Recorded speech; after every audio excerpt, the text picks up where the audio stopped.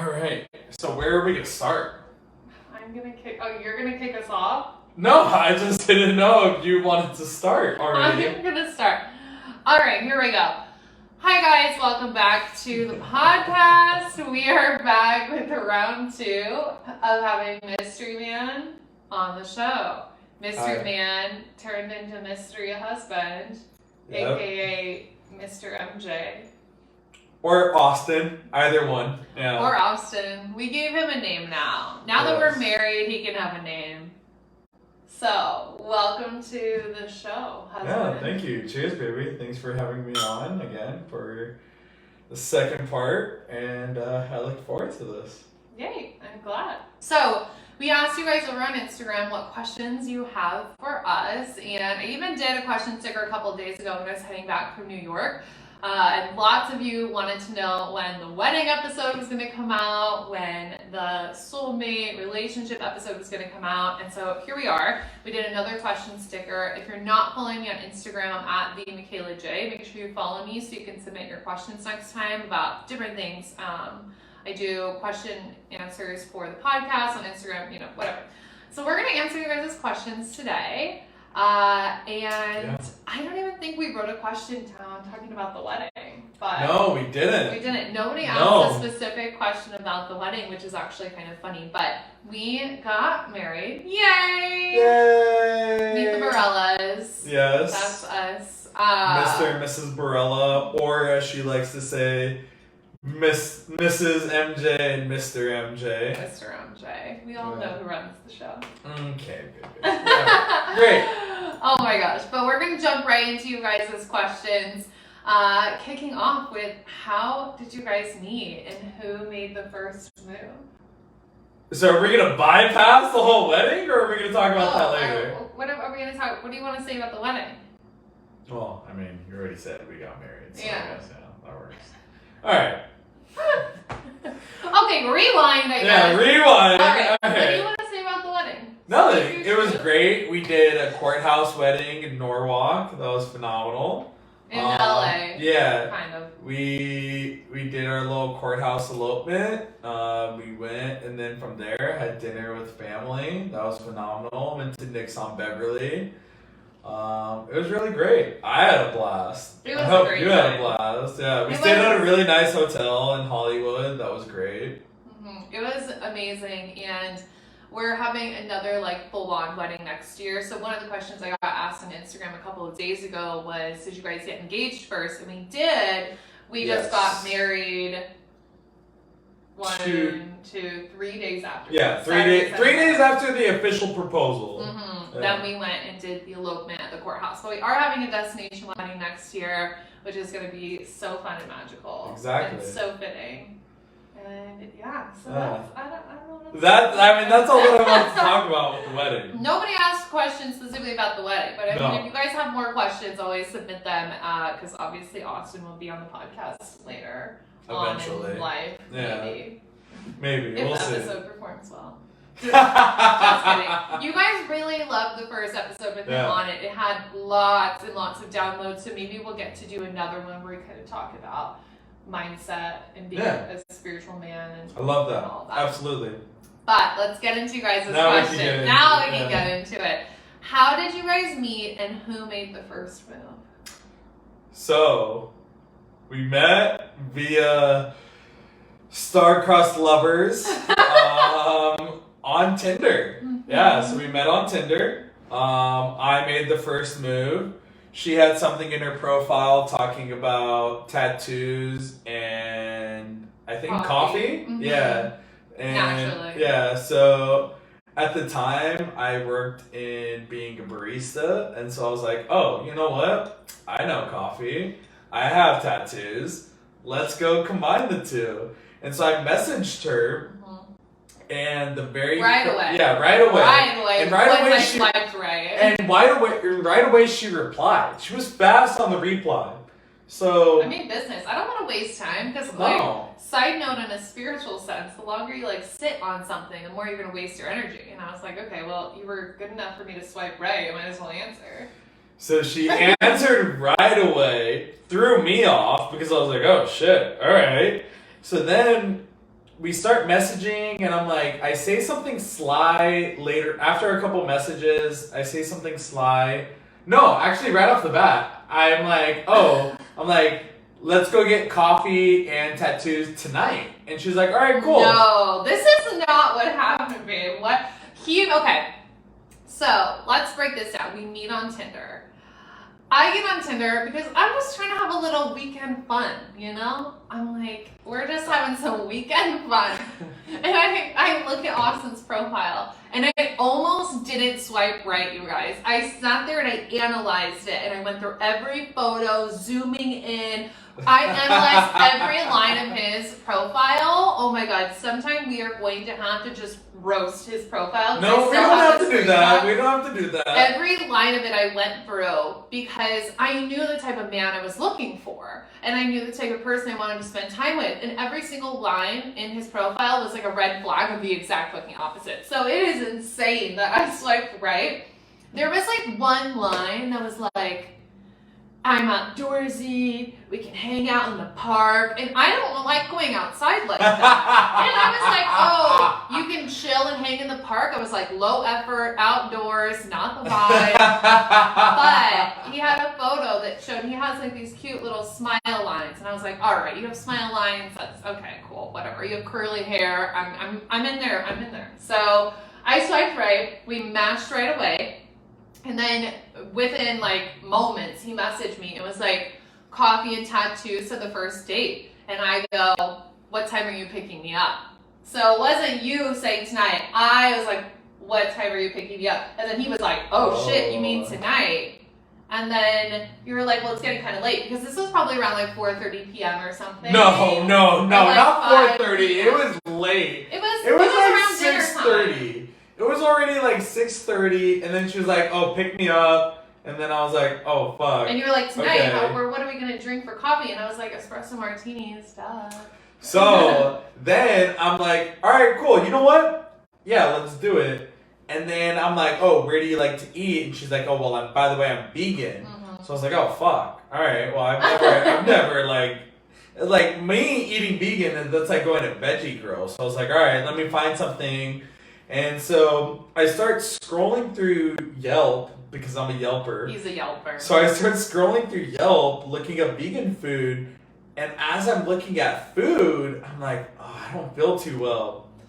And then next thing I know, let's just say I'm praying to the porcelain god for the next like 45 to an hour. No one's going to know what that means.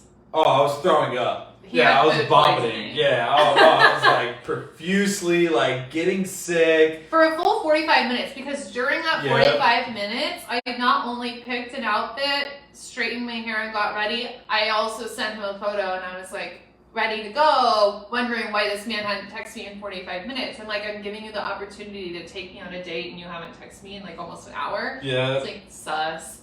He had food poisoning and had to cancel. Yeah, so I canceled that date. And then I was like, you know what? Please let me take you out tomorrow. Mm-hmm. And this was on a Saturday. So I was like, let me take you out for a Sunday dinner.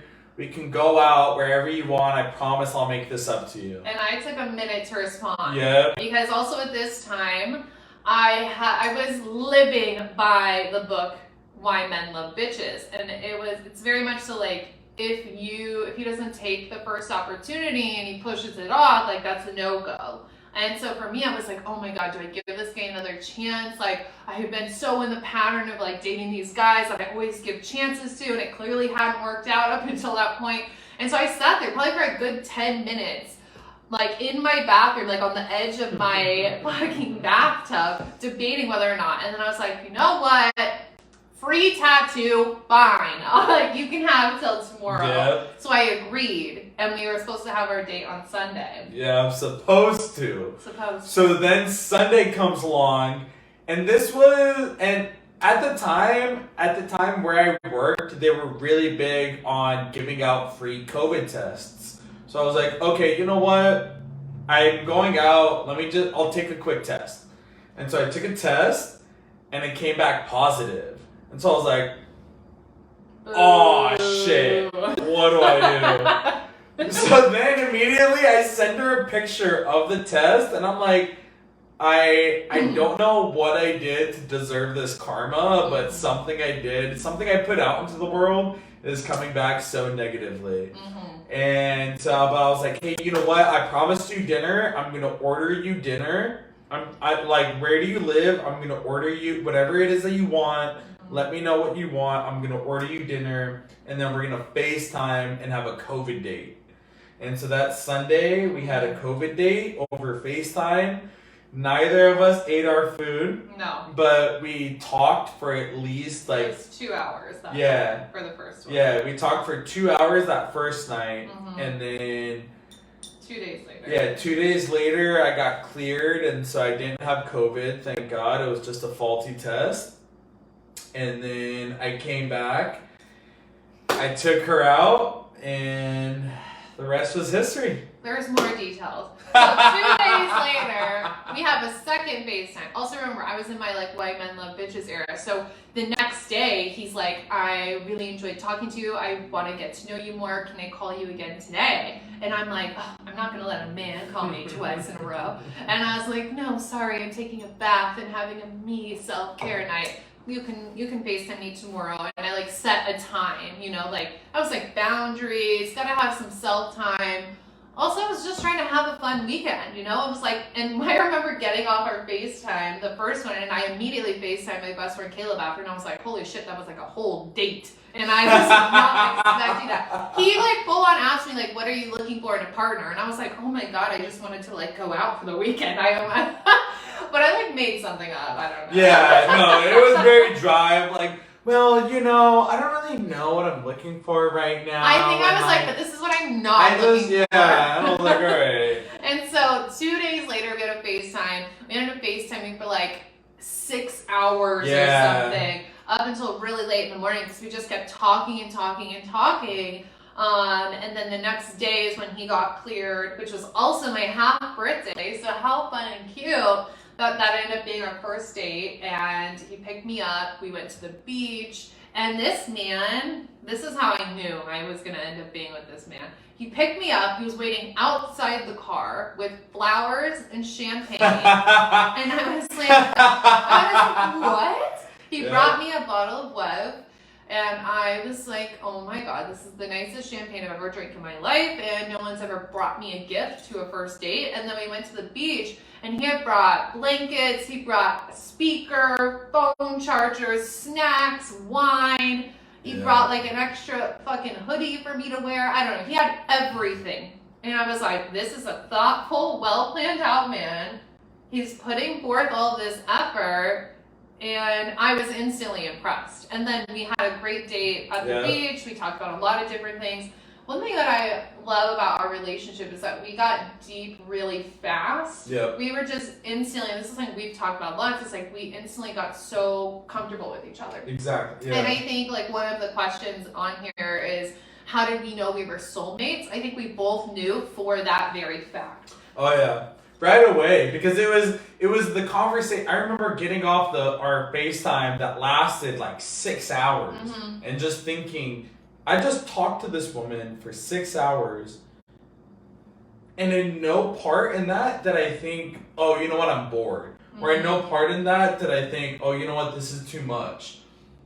It was right off the bat that I felt so comfortable to talk to you, and I think, you know, I think for me it was like, wow, I'm able to carry on a conversation so fluidly. I don't have to think about anything. I don't, there's no hesitation to have that time put out for you.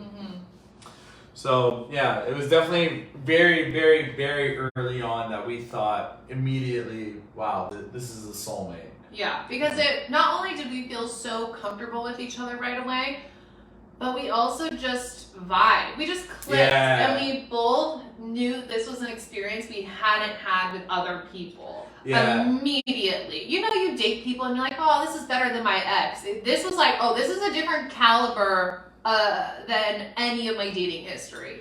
And we always joke that like I'm Austin's first girlfriend, and it's like, and he jokes that all I've dated is little boys. So it's kind of like, oh, this is our first relationship, just because it feels so different. And the fact that we were so comfortable with each other led us to believe like, oh, we're definitely soulmates because we've spent so much time together in a past life.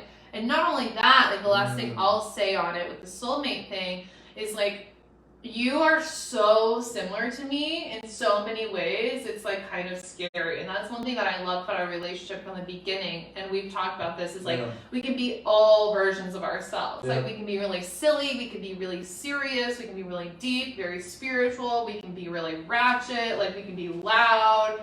We can be all of these different things. And I've never met somebody who can match that with me every single time and in every single way. And so for me, when I think of like a soulmate, it's somebody who has an identical soul to you, and that's always how I've felt our relationship is. Oh, exactly. I feel the exact same way. I feel like when it comes to our relationship, we've always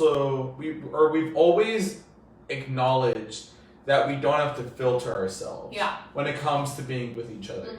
And that means like not filtering anything, whether that's like maybe an unpopular opinion, like you having the unpopular opinion that The Office isn't funny. Here we go again. Or we lost that debate in my DMs last Okay, time. we're not gonna go into that. But like, so just like whether or not there's no filtering, right? Yeah. And like I know that I can come to you and be like, X, Y, and Z happened, and you have no judgment, and it's just kind of like, yeah, I understand that. Yeah. I think definitely it's one of those things that because we don't have to filter anything with us, that allows both of us to be our true selves, and it allows both of us to really flourish, and then we're both able, because we're able to like not have to hinder anything, we're able to acknowledge what goes on spiritually, and then we're able to see how both of our souls are so much connected, right? Like from the jump, I've always said, we finish each other's sentences. Oh! She didn't want to do it for the podcast, but she normally says sandwiches. But yeah. Put me out there like because there's just no hiding anything. No. So for me, tip to the men: bring Veuve Clicquot champagne on the first date, and bring your authentic self. That was one thing that like I think with Michaela that I'd always genuinely went forward with was like, this is me, this is how I am. And take it or leave it. Yeah, take it or leave it. Yeah. And that sounds a little rough, but that's how it should be. And people are so afraid to be that nowadays. And I went in with the same mindset, which is like, that's how you find somebody you click so well with. Because in my prior toxic relationship, I not only had to dim so much of me, I changed so much of me, I never felt comfortable to be myself or be silly or say certain things. I remember once I got out of that relationship, it felt like I set down 20 pounds, and I was like, I'm never picking up that weight again. If I'm too much for you, go find less. And the way that you find somebody that matches your caliber is you have to show up being fully you.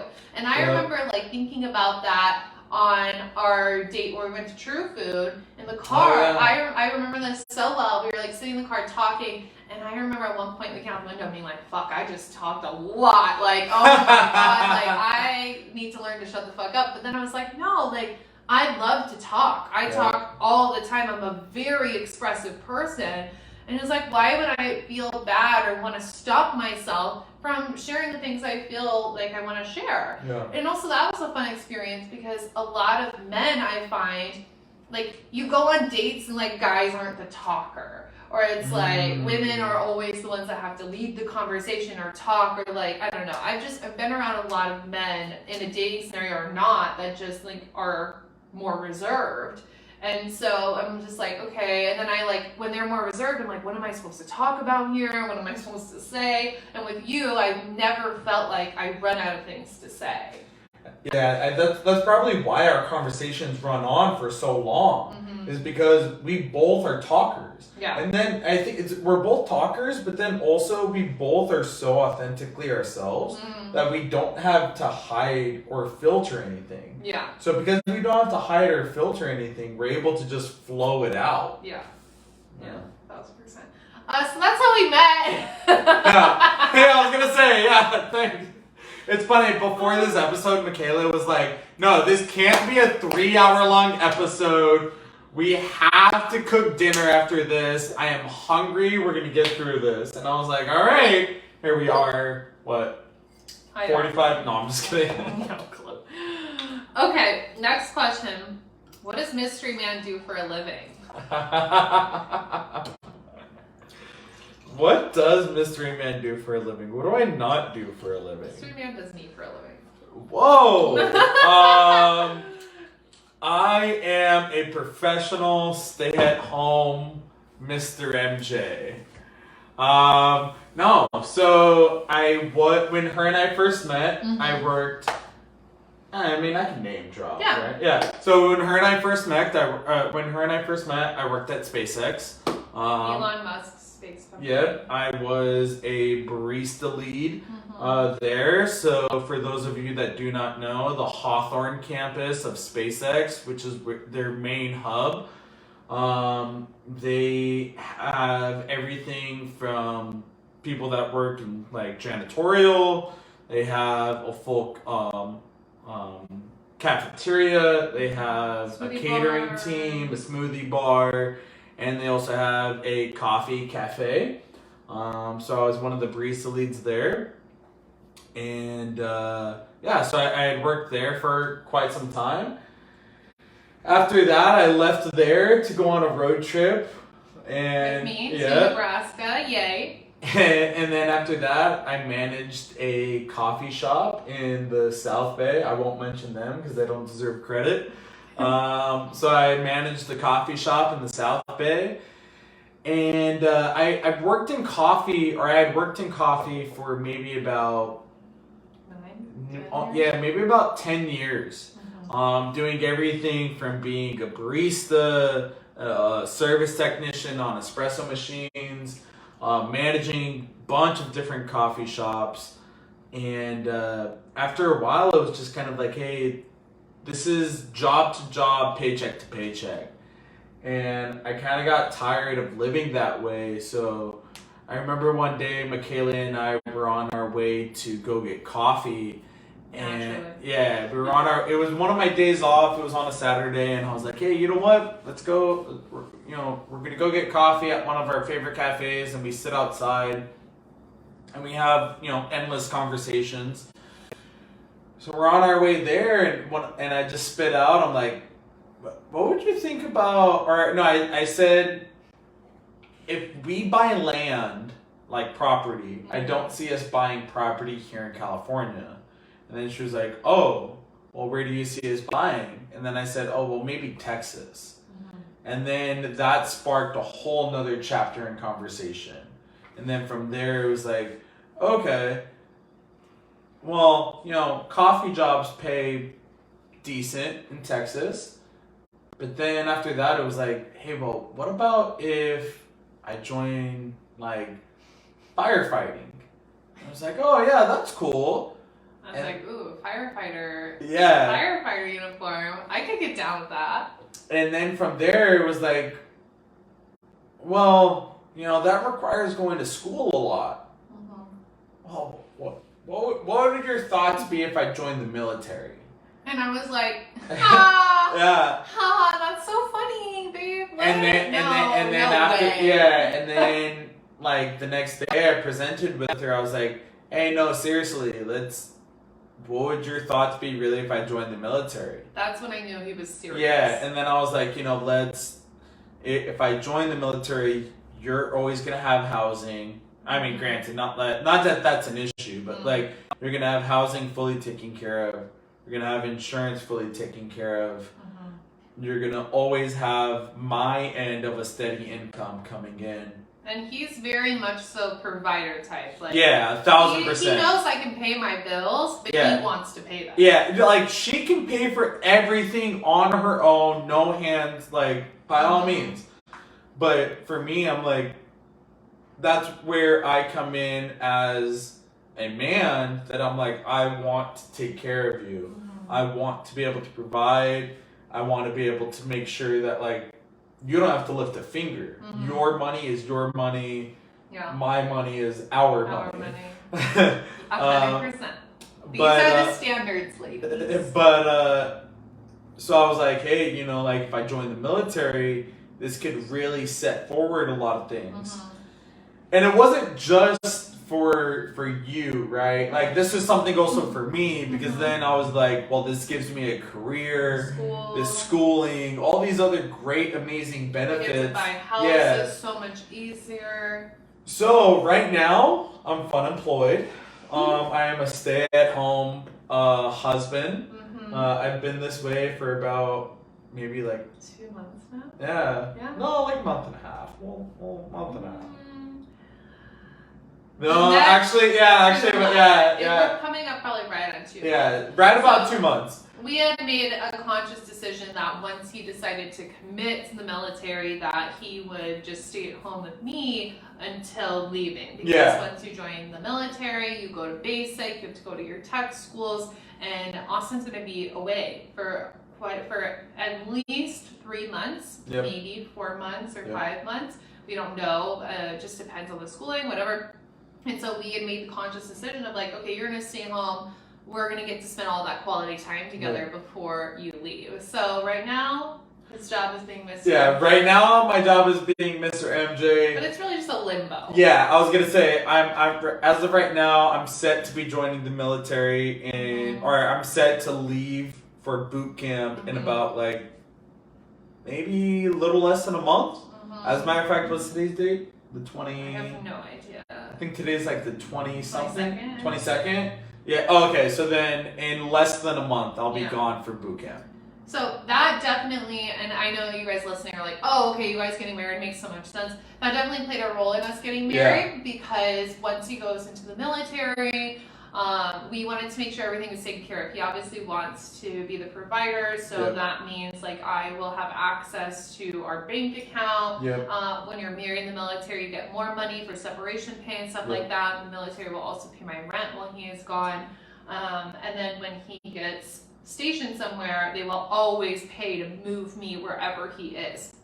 But without the military, we already knew we were going to get married. We had already talked about it. It sped up the timeline, but it wasn't anything that we weren't already discussing. Right. And I always tell people, like, we always knew we were going to get engaged quickly. Everything was going to move fast because it moved very fast with us from the jump. Like, I mean, I moved in with you 3 weeks into knowing you, which sounds fucking crazy, we know. But it doesn't need to make sense to anybody but us. Exactly. And that was really a crazy experience for myself because, as you guys know, I never wanted to get married. That was never a part of my path. And once I met Austin, on our third date, like our third night, we hung out. I knew we were in the hot tub, we were drinking wine, and he like willingly asked me about conspiracy theories and aliens, and I was like, and I just like, and you guys know my intuition is so strong, and I just knew right then and there, was like, oh yeah. I was like, we're gonna get married, and that was kind of an overwhelming thought for me, but instead of leaning into the overwhelming feelings, I just leaned into like accepting my reality and accepting my fate. And we're so happy. So we're excited because he's excited about his new career path. Very excited. It's really transitioning from the job reality to a career. And that's what you're craving more than anything. 1,000%. I wanted something that in the future, you know, when and if we have kids, or a kid, that I'll be able to say, this is what I did to benefit you in the future. And, you know, it just, I mean, there's a myriad of reasons of why I wanted to join, of why it was something that, like, this is moving forward, but that's what I do for a living. That's what Mr. Man does for a living. Right now, His job is being Mr. MJ. Yes. And in the future, part 3 of the mystery man comeback, mystery husband comeback will be totally different. Yeah. Yeah, we'll probably not be in our same beautiful apartment. Mm-hmm. We'll probably be somewhere else, and everything's always changing. Yeah. So that's we'll what see. he does for a living. All right, next question. How to know if they're the right one for you? Oh, how to know if you're the right one? How did you know you wanted to marry me? Other than the fact that I cooked for you. I mean, other than that, Wow. you know. Like, No, I mean, I knew very early on because it was the endless amounts of conversation. It was the fact that I never felt like I had to hide anything, or even sugarcoat anything. Yeah. Like I remember, I think I talked about Jason in the last podcast. Yeah. But I remember when I first talked about my best friend who is currently incarcerated, I was like, you had asked me, hey, so like, what are your friends like? And one of my best, like, I have maybe like 4 friends that I genuinely call like really close friends that know everything about my life. I talk to on a regular basis. One of them being my best friend from high school, Myron. And I love Myron, right? And so I was like, oh yeah, I have my best friend from high school. His name's Myron. He's amazing. He does this. He does that. By the way, he's gay. And then it was like, all right, cool. I was like, my best friend is gay. Yeah. And then I was like, all right, cool. You know. And then next, and then I was like, yeah, you know, and then I have Jason, and you know, he's like my ride or die homie. No matter what happens in life, like he's always been there for me. He's mad cool, like really solid guy. And she's like, oh, that's cool. Where does he live? And I was like, well, he's away at college right now. And she was like, what do you mean? Where does he go to school? What school? And then I was like, well... Like what, UCLA? And I remember, I think it was over our second FaceTime, and I was like... No, this is the first FaceTime. The first FaceTime, I'm sorry. Yeah, I get down to business. Yeah. If you guys want a first date 101 episode, let me know. And so I was like, she was like, oh, where does he go to school? And I was like, well, currently, he's upstate. And she was like, what school? And then I was like, oh, okay. And then finally I just broke the ice. I was like, yeah, so he's in prison right now. And I go, my dad was in prison. That's great. And so we were just talking about it. And then from there it was like, oh, okay, cool. And then so it led down this rabbit hole of like talking about our friends. And then it led to talking about things in my past that I definitely won't talk about on podcasts. But... And then it just led down to things in my past that it was like, oh, okay, like, I didn't have to filter any of that. I didn't have to, like, hide any of that or hinder any of that. And so just that, you allowing me to be myself, that was one indication, right? But then it led to so many different things that those conversations led to so many other, like, genuine like brain chemistry reforms that it was like, oh man, like I no longer have to think like, wow, this is so raw, this is so real. And it gives you so much energy back when you don't have to filter yourself and think about things. So it's like, I feel like every time we would have these types of conversations and you knew you didn't have to filter yourself, it would not only, like, you would be expressing yourself, but also it would be giving you so much energy because there's no chitter chatter in your brain. You're just talking. Right. And that's why it's so important to be with somebody that lets you be yourself. Yeah. Yeah. So I knew from you allowing me to be myself, I knew from the things that you said, the things that you did, the things that you showed me. Like, you showed me of how to accept someone for who they are and still want like you accepted me for who I was, and no matter what, I feel like if I didn't make any changes from where I was when you met me, you would have still loved me the same amount. 1000%. But you still, like, you saw something in me that I didn't see in myself, and that you pointed out certain things in me that I was like, if you did this X, Y, and Z differently, I think that you would really enjoy it. Yeah. And then when I changed X, Y, and Z, then it was like, oh shit. Wow, I really, like, I do feel better. Yeah. And then, like, it allowed me to really see the better in me.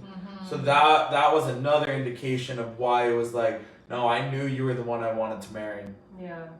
And then it was just like, all the times that we spent together, I don't, like, even still to this day, we were talking about this earlier today in the car, just like, I laugh so much just being with you. I'm hilarious. Hilarious. Absolutely hilarious. Caleb and I, funniest people. Oh my gosh. So hilarious. It's great. And so I have never laughed so much being with her.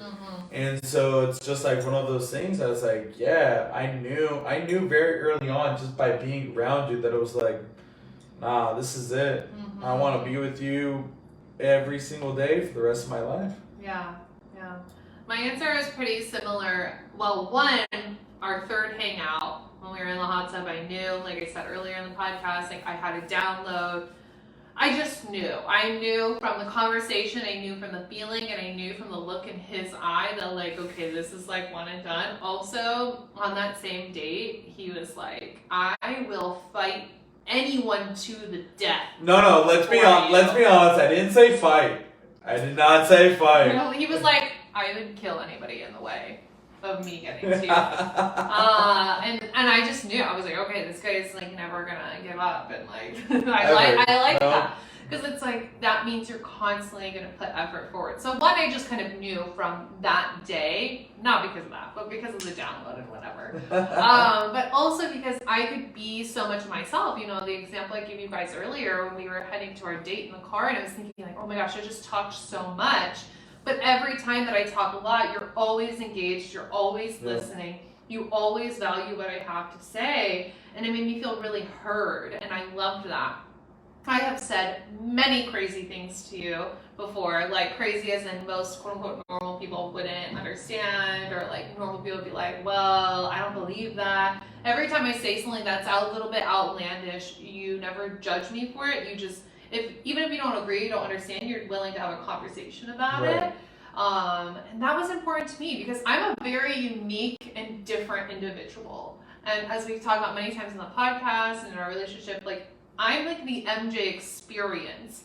Yeah, it's so I remember different. you saying that. Yeah. It's so different than other people, and I wanted somebody that got that. Yep. And you always got that, and you've always been supportive, and I've never said something or done something and you were like, what the fuck? Like, it's always been very supportive. Right. So it was a mixture of me getting the download and just knowing. Especially when you're intuitive, you're gonna know. You know or you don't know. And if you don't know, that's a clear sign that it's a no, pretty much. So it was like I knew, you accepted all of the crazy things I said, and I didn't have to filter myself. And I loved the amount of support that I felt from you. And additionally to that, like Austin met me when I was in a very vulnerable state. It was the week we met was the week I was moving out of my apartment. And that was really hectic, and there's just a lot of things that went on behind the scenes that were really heavy. It was really emotional, and I was down and out. I was exhausted. I was overwhelmed. I was full of anxiety. Things weren't working out the way that I thought they would. I was hardly eating because I was so busy. I was in a bad place just because of everything that was going on. And it was dumbfounding to me, like mind-blowing to me that like every single day you were like, can I come over? Can I bring you this? Can I do that? Like it was every single day it was. I remember from the very first day that we started packing, the next day I was like, all right, or that night before I left, all right, cool, I'll be back tomorrow morning. I'll bring you coffee. Yeah. And you're like, what? And I was like, yeah. And then I left that day for work, and then I was like, did you eat? No, I didn't eat. Great. There's food showing up at your house. He sent food through DoorDash to my house, even though he wouldn't be there until like an hour and a half later to help out. It was like every single day you went so above and beyond. There was one day you brought me coffee at literally like 5 in the morning before you went to work at 6, and then helped me pack and do things. And I had never received that kind of help in my entire life, and I was like, holy shit, like this is just so different. And for me, I love quality time and I love acts of service, so I was like, Yep. You're sticking with me. All right, let's get the rings. Pretty much. All right. So we've talked about a lot of ways that we have been the perfect couple. Yes. But you guys really want to know if we've had difficult times, if we have had problems, how do we address problems and conflict in a healthy way? So, did we go through difficult times as a couple? 1,000% yes. I think that's really important before you get married, to experience the other person in conflict and moments of stress. I know, like, one of the big things, like, what is a difficult time that you guys have gone through? We went on a road trip to Nebraska. We went to Nebraska, and then we drove to Denver for his birthday, and then we went back to Nebraska because we were there for weddings, and then we drove home. And during that trip, our card, like our debit cards, kept getting flagged for fraud because we were in so many different cities, right? Like, not only different cities staying, but also like getting gas, getting food along the way. And so our cards would get frozen, and we would just be super stressed out. We'd be like, oh my gosh, how are we gonna like book this hotel tonight when none of our cards are working, and when this isn't working and that's not happening?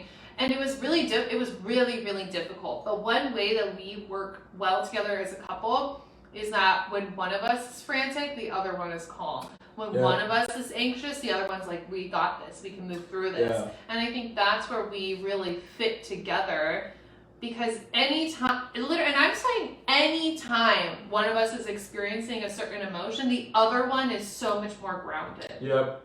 It's funny, we even experienced that getting our apartment. It was like, you got really anxious, and I was like, don't worry, babe, it's all good, we got this. Like, so easy.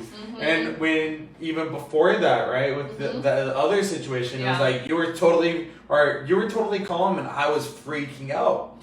And so it's having that balance, you know, like, that was definitely a hard time going through that type of road trip and not knowing what was going to happen.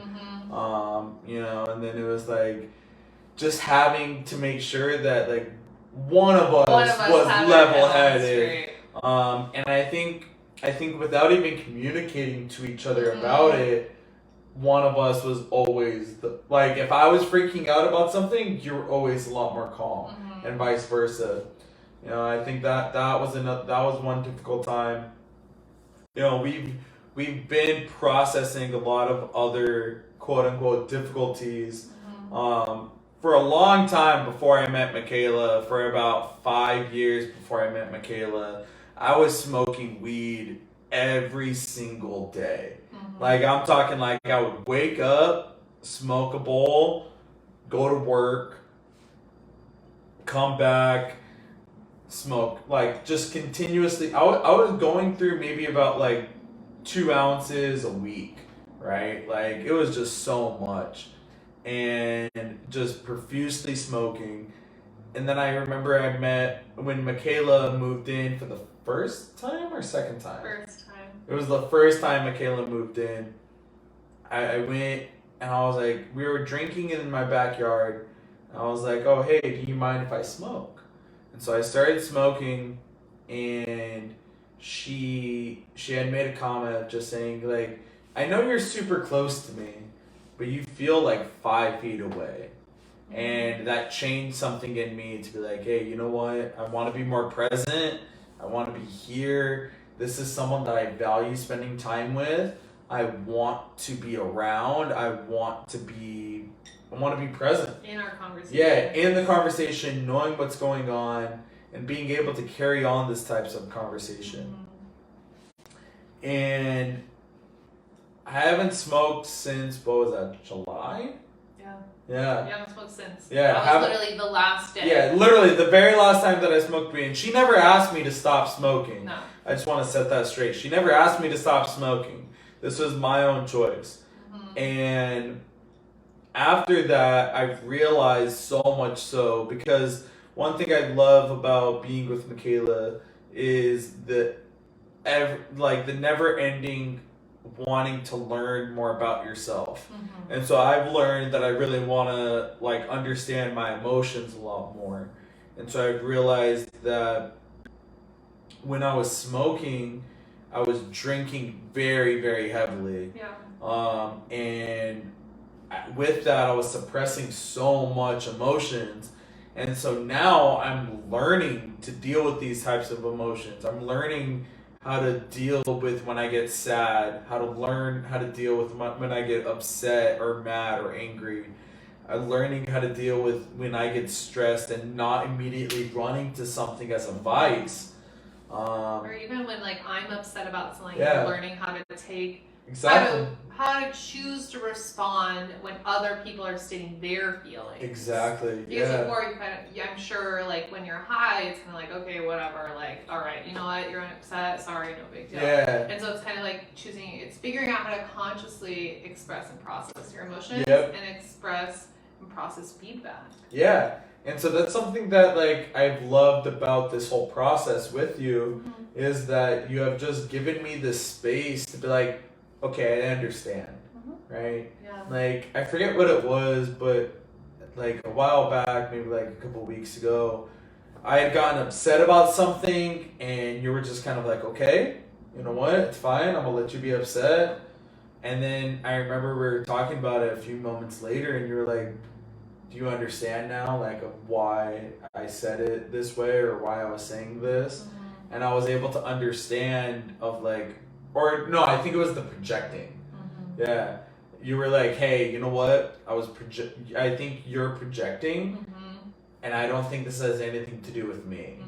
And so it allowed me to really understand of like, why am I getting so upset at this? And so I think that's definitely been a big difficulty. That's been something that we've helped each other get through because obviously it's something new for me to learn how to process these emotions and learn how to get through all of this. And you, obviously it's difficult to like almost coach someone through, hey, this is how you do it, all right? This is why we do certain things. Without him feeling like he's a client. Exactly, yeah. That's a big thing is having to turn that like work brain off and not having to feel like I'm a client, but I'm someone that like is going about this in just a real life situation. So just dealing with that, dealing with like communication, making sure that like we're both communicating to each other in a proper way. I think another difficult quote unquote difficulty that like we've had to get through is just like you accepting my family dynamics. Not accepting, because like getting used to. Yeah, you've always accepted my family dynamics because that's something that you've always loved about me is how close I am to my family. But like you getting used to it because you're not used to a close family dynamics. Totally. And I think everything boils down to communication and getting used to certain things, right? And so like for me, a big struggle is Austin is super close to his family. He has a big family and they all love each other. Shout out to the Piranha Tank. The Piranha Tank, the Borellas. They all love each other endlessly and they have so much care for one another. And because of that, they talk often. And that's something that I've struggled with of like, it's almost, I don't like opening up for me. I don't like being vulnerable. It takes a while to kind of crack my shell, which is how I knew Austin was special because it didn't take time for you to like crack my shell. It was just open from the get-go, which also is because you met me in a vulnerable time, which was like great timing for you. But it's been difficult because I don't like opening up about things. I wouldn't say I'm like a private person, but I keep to very few people. And so there'll be situations where his parents will call and they'll just say, what's up? How are you guys feeling? What about this? What's going on? And I'm like, well, why do they want to know? Why? My favorite question is why. And that is in every sense. Like, how are you doing today? Why do you want to know? What are you working on today? Why? but also in like I'm feeling this way, why? I think this about myself, why? So why is a great question when you're using it in a self-reflective way, but when you project that onto other people, yeah. that's where it becomes quote unquote a problem. Now some people kind of need that, but with his family, they just genuinely care and they love us so much and they want to be a part of our lives. Right. It's like, well, why are they asking? Because they care, because they want to know, because they want to be involved, because they love us. And that's really difficult for me to accept because that's never been my family dynamic. And so it's been something that we've had to work on, of me like breaking down those like inner walls that I build up and choosing to be more open and choosing to be more vulnerable, because that's how you build relationships with people. It's like, it's by being vulnerable. That's why we clicked right away. Yep. Even like with, you guys know my best friend Caleb. I distinctly remember the moment from when Caleb and I went from being friends to being best friends. We were walking on the Stairmaster at the gym, junior year of high school, and I said, "Hey Caleb, where's your dad? I've heard you talk about your mom, but where's your dad at?" And he has some daddy issues, as do I. And I remember our relationship went to a completely different level. Being vulnerable and opening up is how you build those relationships. And so knowing that his family was such a big part of his life and that they were then going to be a big part of my life, I have to be vulnerable. I have to be willing to open up and be willing to not be perfect in front of them. And so that's been something that's been hard for me. That we just kind of, it's just things we have to get used to. It's, again, like I said, it's communication and getting used to things. It's communicating our feelings. It's communicating when we're overwhelmed, when we're feeling certain things, and getting used to the process of changing these ideas. And same thing, like when you stop smoking and we have conflict, or I say like, "Oh, I didn't really like this. This made me feel uncomfortable. I didn't like the way you said that." Like, and you not knowing how to take that, for me, I have to take a step back and be like, okay, he doesn't know how to process this. He doesn't know how to say how he's feeling. He's just reacting. And it's like, I can understand that because I also went through a journey of learning that a couple years ago. Not from not smoking, because I've never been a big smoker, but it was like from having that brick wall up for so long and then choosing to open up. It's overwhelming. You have more feelings that have nothing to do with the situation. Yeah. So it's acknowledging that and getting used to the fact that it's like this other person is at a different stage in their journey than you are. And that's how it is with me and family. It's like, he has moments all the time where he's like, "Oh, you just genuinely don't know how to accept love. You're not used to people being nice to you and caring in this way." And then you take a step back and you're like, "Okay, I see that she's at this part in her journey." Yeah.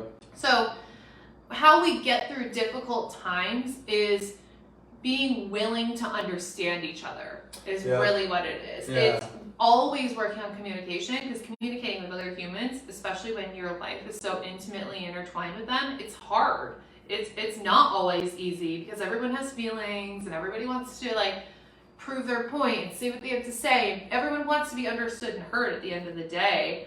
So it's like communication is something we always are fine-tuning, and it's the willingness to understand each other is how we really get through things. Yeah. All right, next question. Do you have similar attachment styles?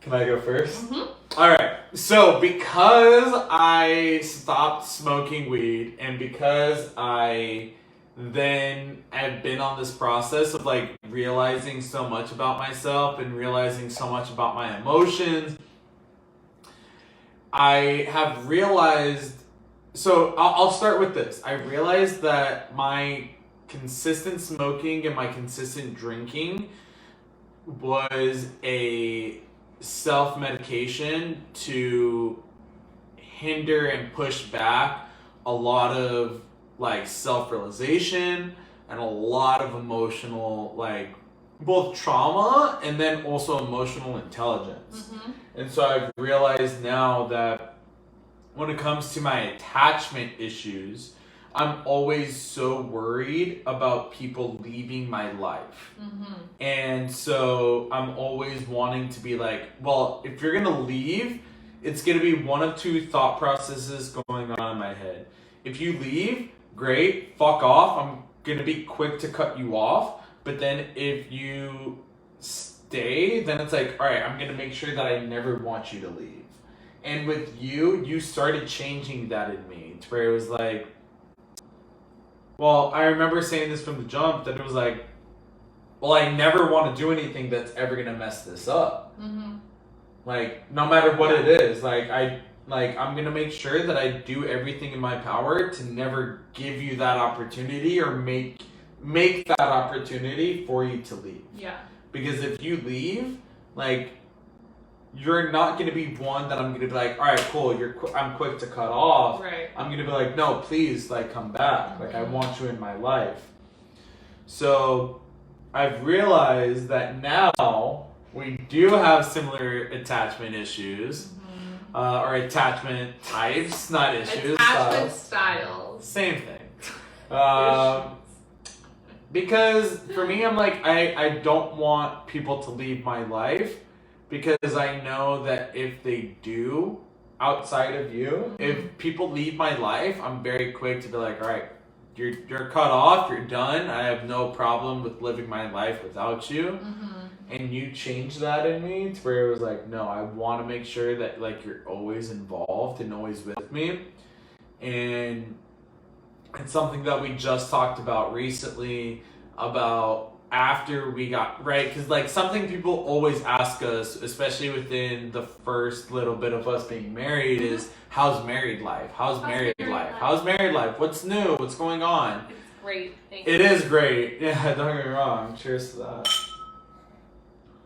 But what? There's no buts. But what I was gonna say is no. So married life is different because now, not that I ever thought she was ever gonna go anywhere before, but now I know that I have this type of attachment to you. Legally. Well, it's not even just legally because we both break the law, so it's like not even just legally, but symbolically and spiritually, right? Because we both made vows about our spirits, so we both Our vows are so good. Yeah, so we both made vows about being for each other spiritually. Yeah, and so our spirits are like now bound. And that makes me feel like, you know what? If you're upset about something, instead of fighting back, or instead of thinking that you're gonna leave, I'm now gonna process that differently. And I'm now gonna go about it in a way that's like, okay, you know what? If you're upset, great. Be upset. It's all good. Take your time. I'm gonna be here for you no matter what.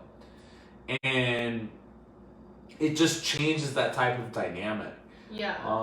But yeah, the attachment style. Sorry, it started going off on a tangent. No, it goes back to the attachment style because it's like I know you're never gonna leave, and I know that you and I are forever one.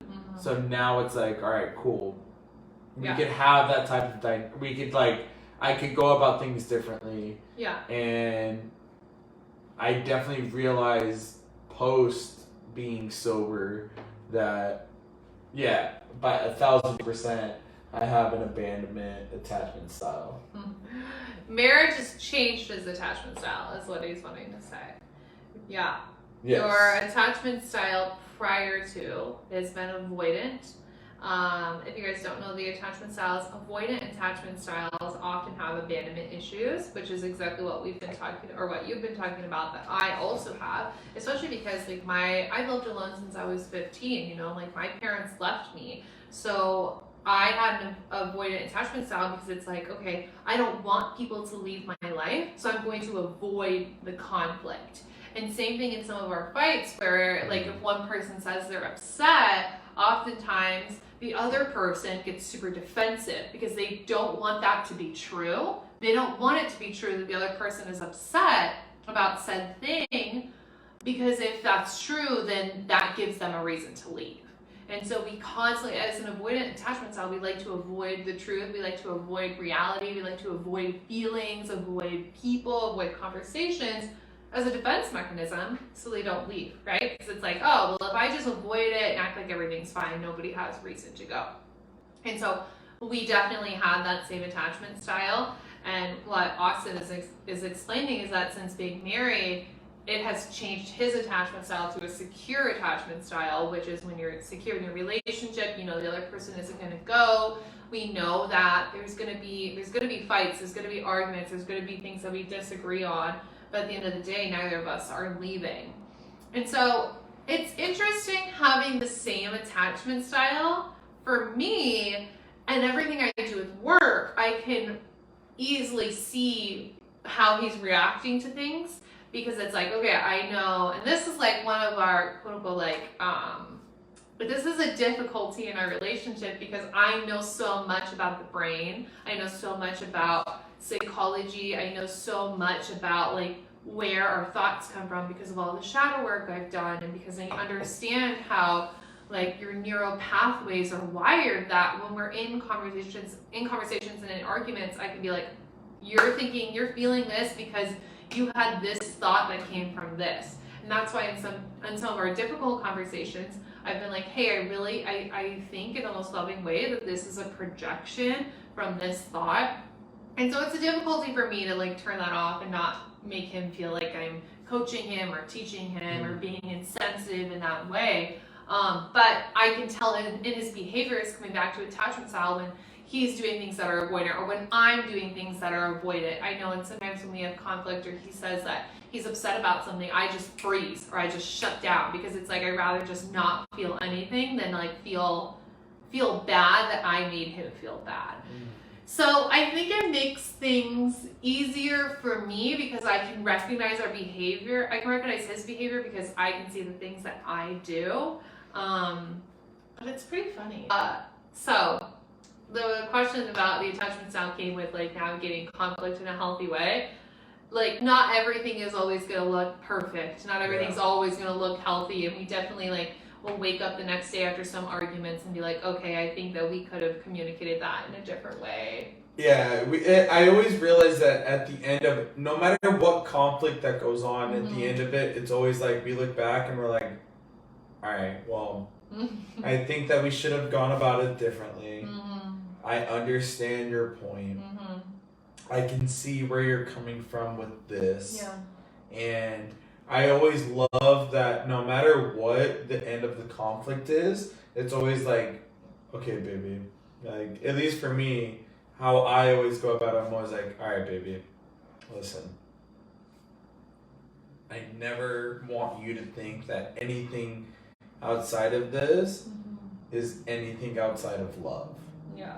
And it's always like, I love you so much that this is what goes on. And so...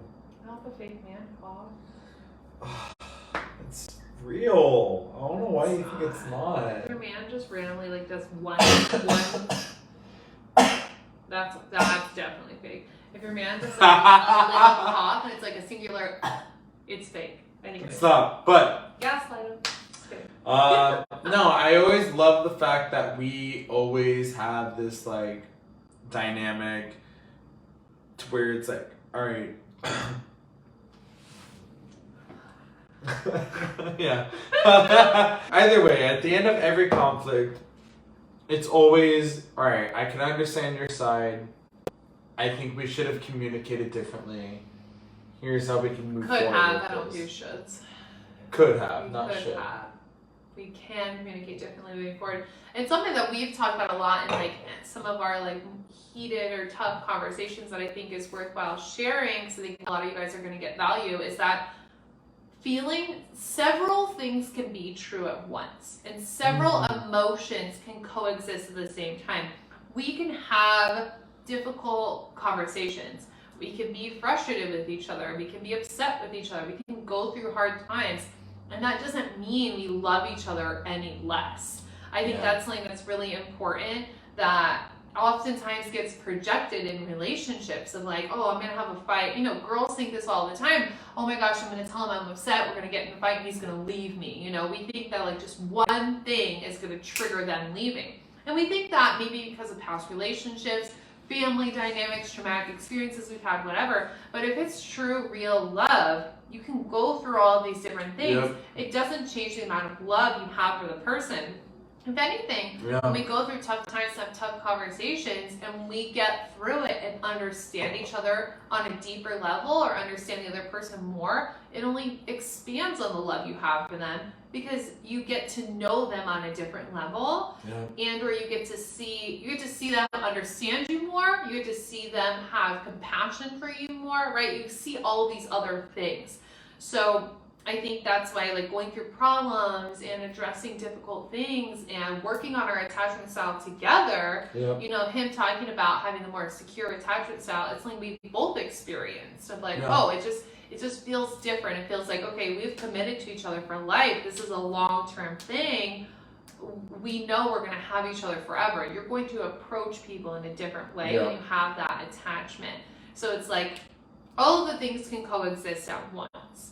And that's important to know when you're in the midst of these fights, is that like they still love me. They still want to be with me. Things are going to be hard, but they still want to be there if it's real love. Yeah, no matter what, like, that's what I was trying to get at, is like, no matter what, at the end of every conflict, it's always real love. At the end of every conflict, even in the midst of every conflict. I remember there's like so many times that like there will be a conflict that will happen, and then one of us will just slip up and say something funny, and it'll be like, well, don't laugh. Don't fucking smile right now. Don't you dare. Don't smile. You smile at me, I swear. And it's like, so it's like at the end of it, because I remember I know I told you this. Jason once told me, right? Because like Jason being incarcerated, he was on the phone with his ex, and he was like, "Is this fight really worth it?" And he wasn't on the phone because like he was already inside, and he just was looking back and was like, "Is this fight really worth it?" Like, you never know what's gonna happen tomorrow. You never know what's gonna happen within, like, you walk out that door, you don't know what's gonna happen. Right. And so it's like, is this fight worth everything? And at the end of the day, you and I have always realized it's like, whatever conflict is going on, it's not worth it. So at the end of the day, man, like, all right, cool. Like, if that means that I have to, like, accept that I'm wrong in something, great. I accept that I'm wrong in something. If that means that you have to accept that you want to change something, great. That it means that you accept that you have to change something. But either way, we both have acknowledged that, like, our love and our companionship is not worth anything else.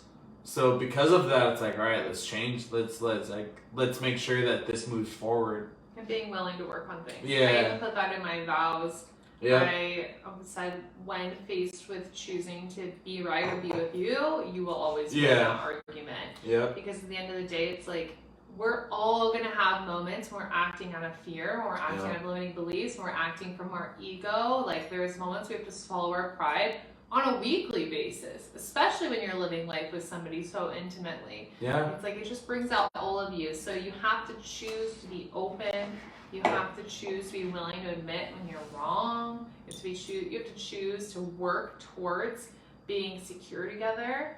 And it's a lifelong journey. But also knowing it's like, if you're committing your life with somebody, like, you have to know you're going to be growing together, which means like, I'm going to need space to grow, and you're going to need space to grow.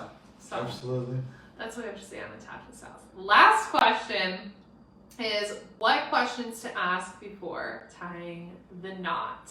What questions to ask before getting married? What do you think are some of the hot topics that we talked about before? Do you have a 401k? What's your retirement plan?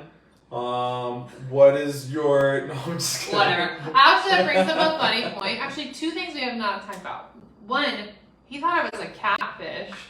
Oh my gosh! Why are we gonna bring that up? He thought I was a fucking catfish. And like, okay, no, pause. Because her apartment her last apartment before she lived with me looked like a hotel.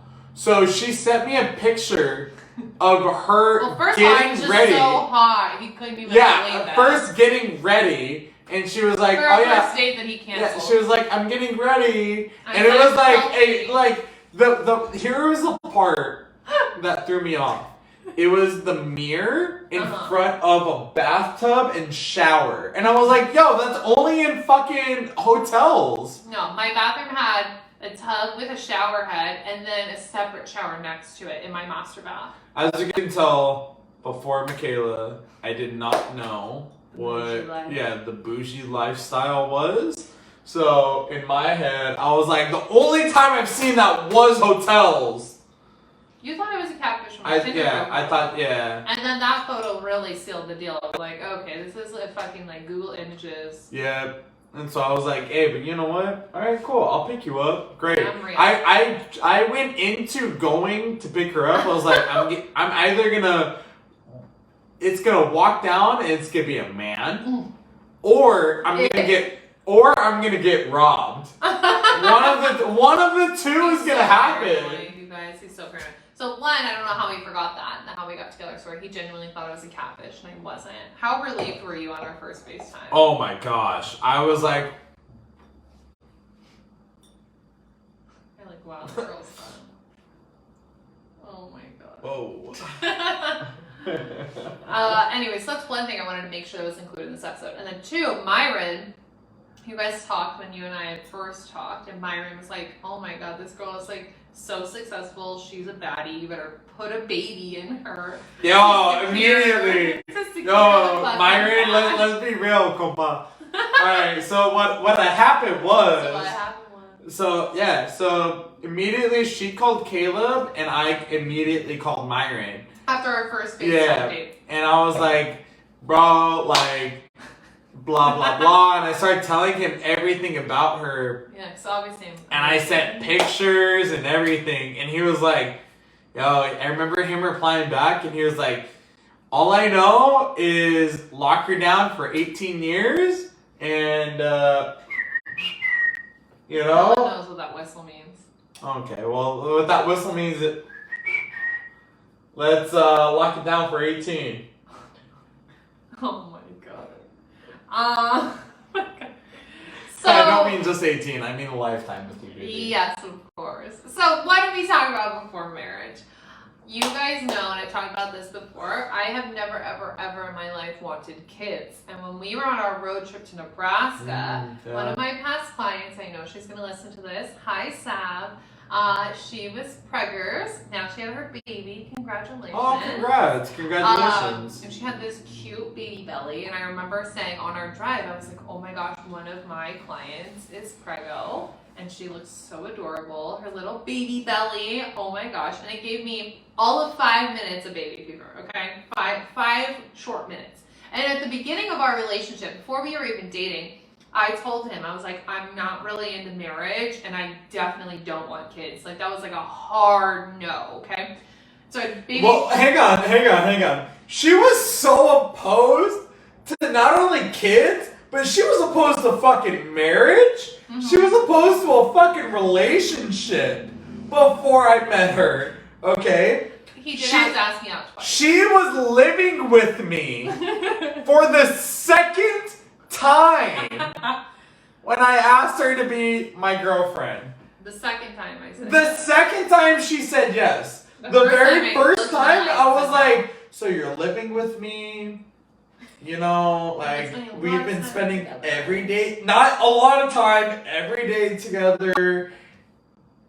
I think we should really, you know, just be official, boyfriend and girlfriend. We're both not seeing anyone else.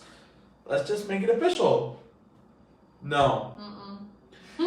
Second time. And then she moved out like 2 days later. Mm-hmm. And then like a week or two later, she moved back in. Mm-hmm. And then I was like, all right, you know what? This is my time. This is my opportunity. And then I forget, like, no, it happened casually because it wasn't something I brought up. What? The second time when I asked you to be my girlfriend. No, you brought it up. We came home from dinner with Lauren. That's right. That's what it was. Yeah. And I was like, all right, well, I've met your friends. I've met your best friend, and now I've met your really close friend here in LA. And you met my mom. And I met your mom. I think that we should make it official. And then she was like, all right. Reluctantly. Just kidding. Let's do it. And I was like, boom! Dynamite. So anyways, I didn't want kids. You didn't want marriage. You didn't want a relationship. I didn't want it. You guys, I got on Tinder for a fun weekend, okay? I didn't want anything. Yeah, thank you. And I had 5 minutes of baby fever because of Saf's cute little baby belly. It was great. I told him about it told him about while we were on our road trip, and he took that and ran with it. I swear to God, you guys, he did not stop talking about baby things for 2 hours. I swear to God, it was 2 hours. And so, when we were talking about that, we ended up talking about everything under the sun when it came to kids. Of like, okay, if I were to get pregnant, the odd chance, like I would want a natural birth. I would not want to go to the hospital for anything, no scans, nothing. We talked about like we would want what we would want the kid's name to be if we had a kid, what kind of parents we would be. We talked about all of that. For the record, we have a baby name. And I have, so if you guys find out that there's a baby MJ in the world, like that would be fucking crazy, but like maybe. The right person might make you change your mind. I don't know. Anyways, so something I think that should be discussed before marriage, especially if you want kids, obviously, is you need to talk about your parenting styles. Yes. Not only if you want kids or not, but specifically the type of parent you want to be. Yep. Because if I were to have a kid, I'm going to be a very particular kind of parent. Like, we are going to talk to the kid in a certain way. We're not going to say certain things to our kid. Like, we have both talked about how we are very unopinionated about what other people do. We'll be the same way with our kid. Of like, you want to do this, great, you go do and you learn from that situation. I'm not going to judge you for it. I'm going to be here when you need me and if you need that guidance. So talking about your parenting styles is really important. And we even like talk about that and deal with that daily with my 2 dogs, you know, like parenting the dogs. So I think before getting married, you 1,000% need to talk about your parenting styles, whether or not you want kids and what that will look like. Because God forbid you get married to somebody, you didn't talk about that, you have completely different parenting styles, and then I've seen this is a big trend on TikTok right now. People have kids and then they resent each other and their relationship just goes downhill. People are like, oh, I used to want 4 kids, but now I only have 1 because it made me and my husband hate each other. Like, that's the worst case scenario. Yeah. So you have to talk about these things in advance. And if you are fearful of having those conversations, that's not the right person for you. Yeah. So I think not only that, like also talking about the foundations, right, within one another. Yeah. For example, like I remember one thing that like I always talked to Michaela about was like my foundations. My foundations are gonna be like the cornerstones that I stand on when it comes like to building. Morals or morals. Like, give us some examples. Morals, and then also just like what I want to build family around. For example, I want to build my family around having a strong family bond because I grew up on that. Yeah. A strong emphasis on respect for your family, respect for elders, respect for yourself, respect for others, loyalty, making sure that you're loyal to those that are loyal to you, and then like honor. And that's something that like I was always raised on, so making sure that like, for example, the family foundations, right? Like, I'm so close to my family. They're amazing. 90% of my tattoos are dedicated to my family. Sure. And because of, it's like, I want my family is so much a part of me. Because growing up, we always knew that no matter what, like, even to this day, like, I always know, like, for example, like, I remember there was once we were going out somewhere in Omaha, and Nebraska. we were going out in Omaha, and I told Michaela, I was like, hey, you know what?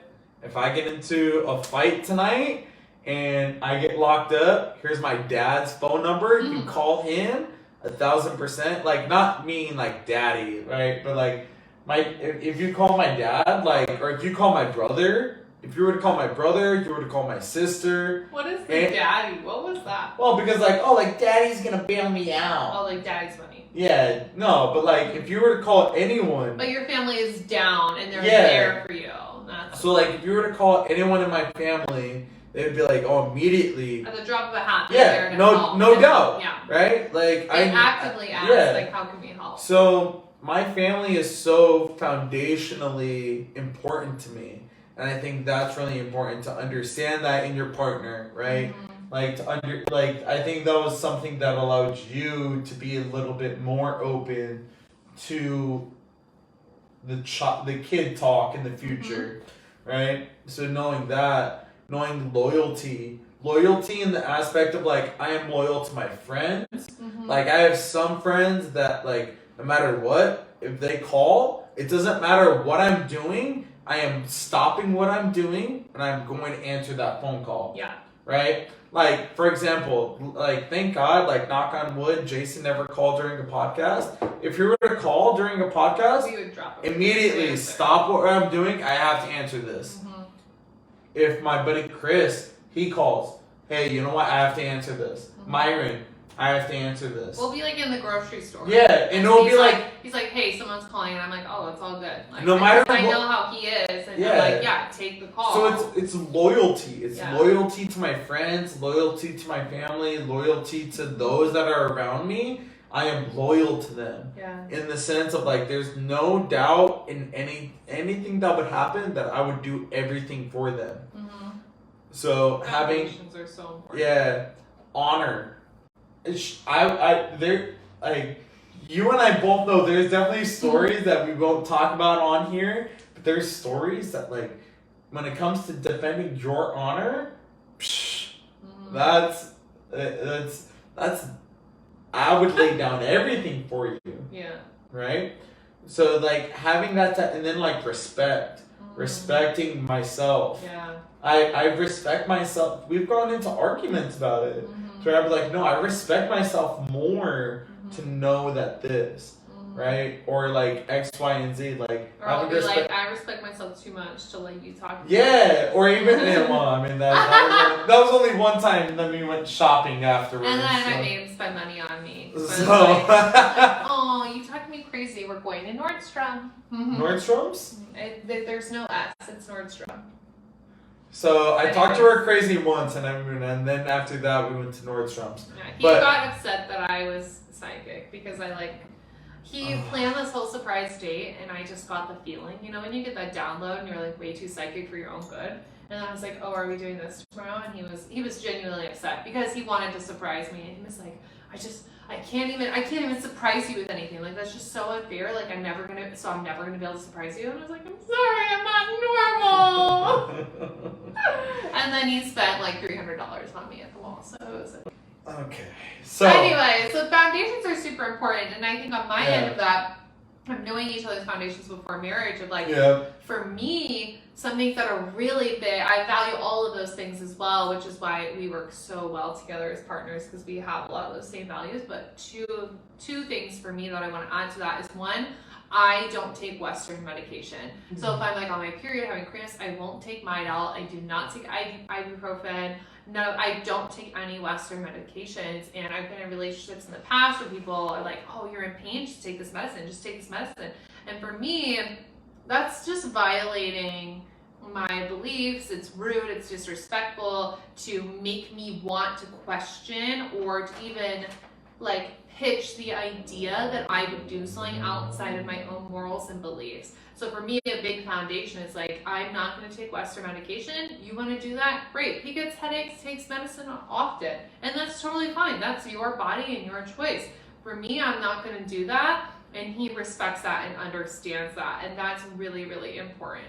So that's a big foundation of my life. And then the other piece that's a foundation is that I do everything very spiritually and very energetic. And so it's like, I won't be told what to do. I'm going to do it my own way. It's not always going to make sense. And we always joke, we're like, let go and let MJ instead of like, let go and let God. Because obviously we're not religious, we're more spiritual. So like, let go and let MJ. It's like, I'm going to do my thing and the way I'm going to do it. I have these beliefs that are out of the norm, or not, they are not ordinary, and that's just how I run, and I can't be with somebody long term who's not going to accept that. So it's knowing, I think that's something important before marriage. It's like, what are the foundations of who you are as a person?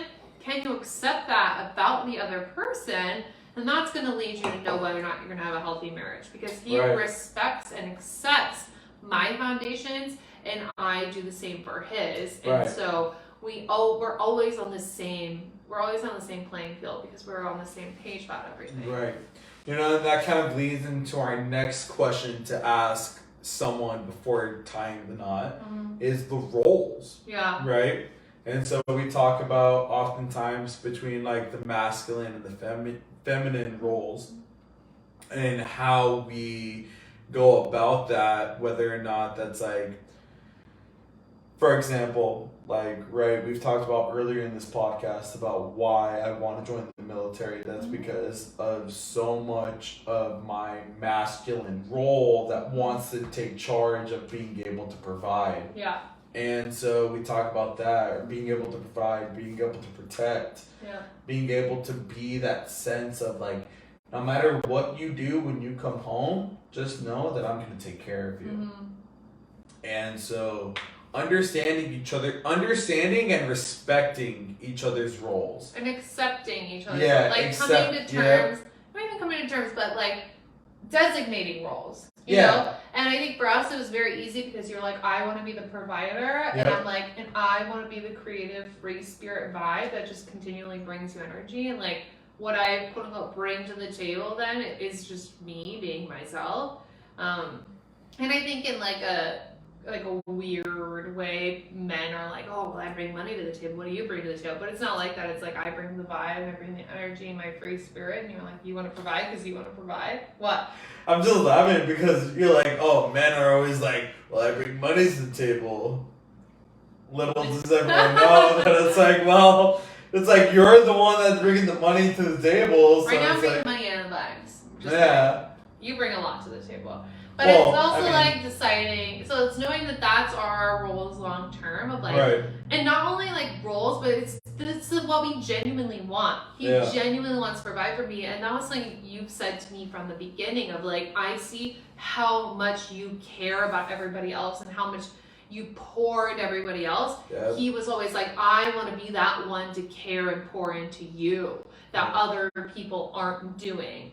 And so for you, it's like you want to provide for me because all you want to do is see me soar. And if I don't have to worry about anything, then I can quantum leap on a consistent basis because I have no worries. Like I have my man at home and he's taking care of all the bills, and then I get to like pay for all the fun, and that's cool. So it's like accepting that. And then even on like a micro level, I love to cook, so I cook, he does the dishes and cleans, you know? It's always dividing up those things because, and I think it's really important to live with your significant other before you get married, just because like, I know that like there's certain things I couldn't live with and certain things I can live with. So I think it's important to know, but it's important to discuss even if you don't live with your person before you get married, of like, who's taking care of what in the household.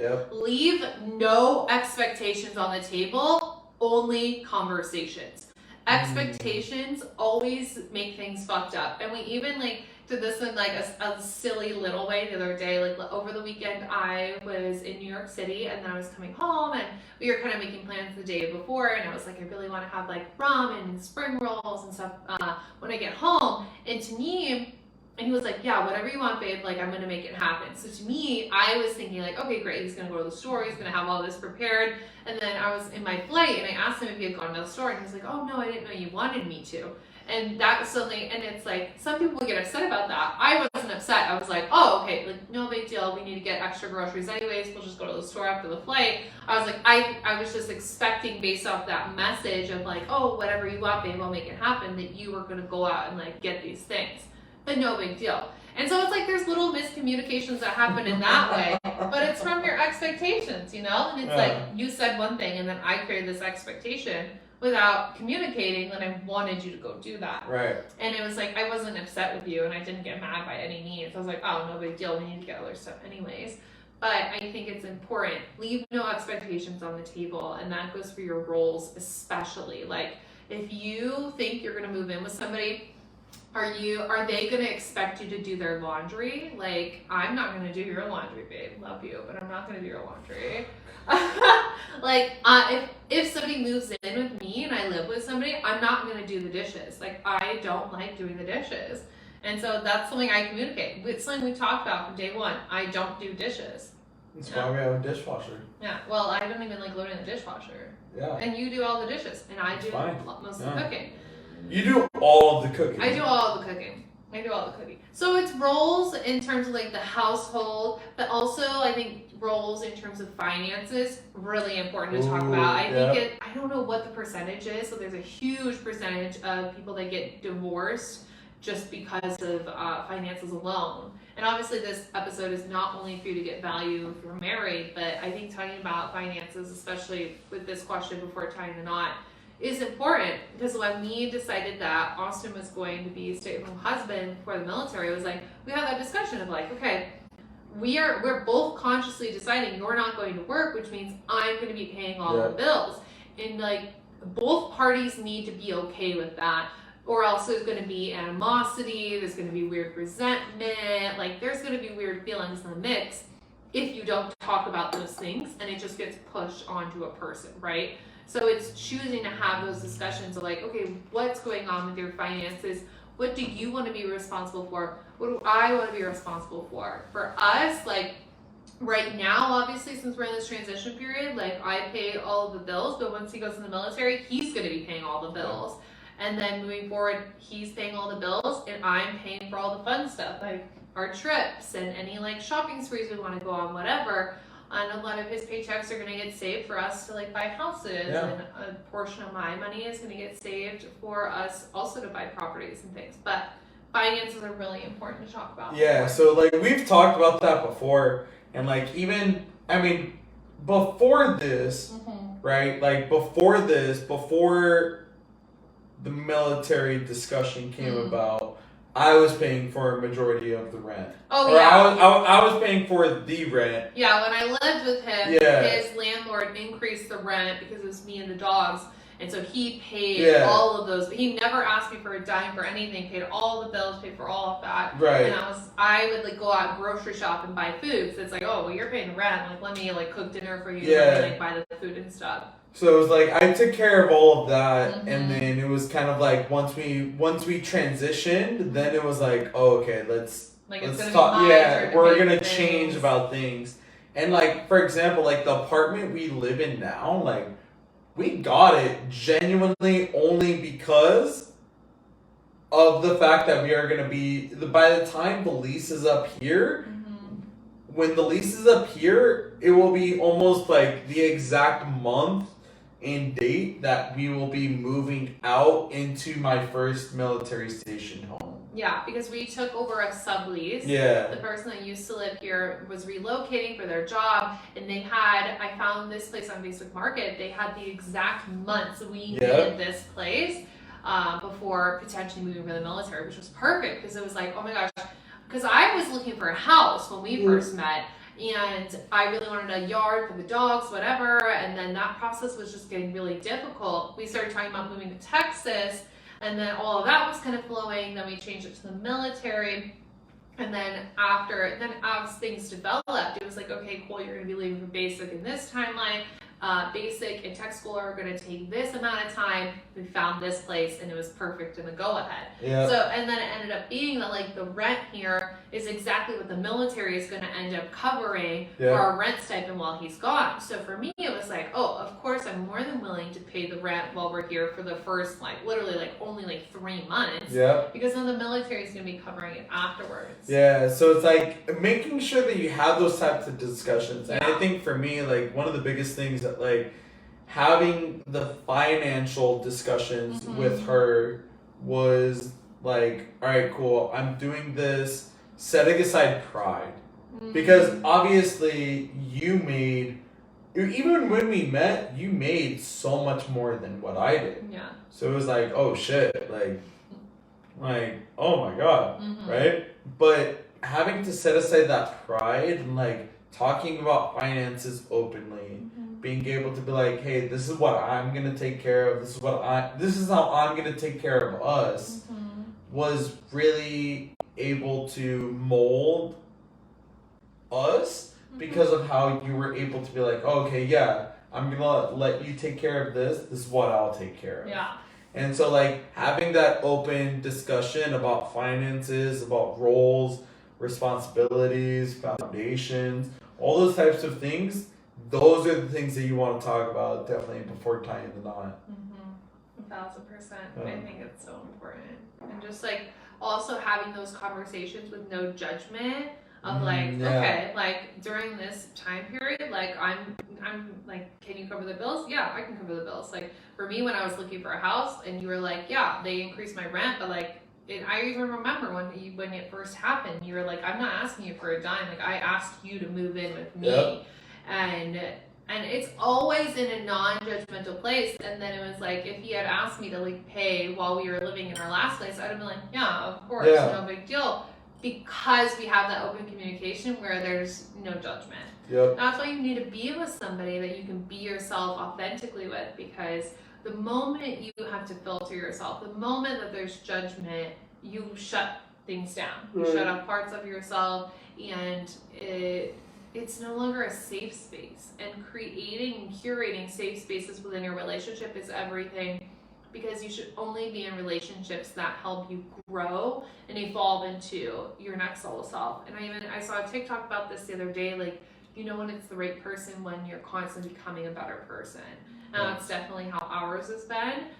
Keeping all cards on the table for everyone to see helps that happen.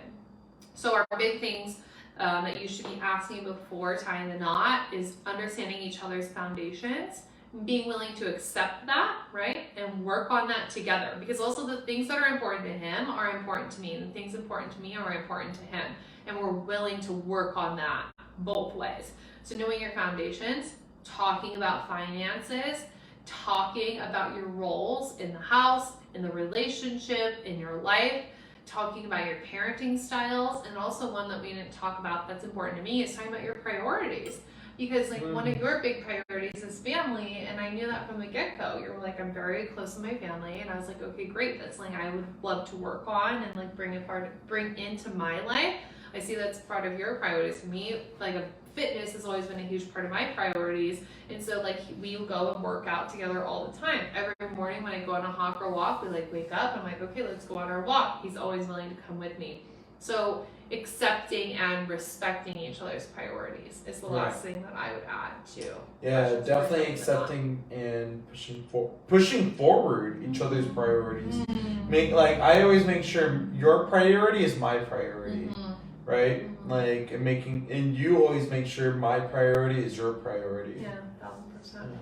So those are all of our questions we have from you guys. We talked about a lot of different things.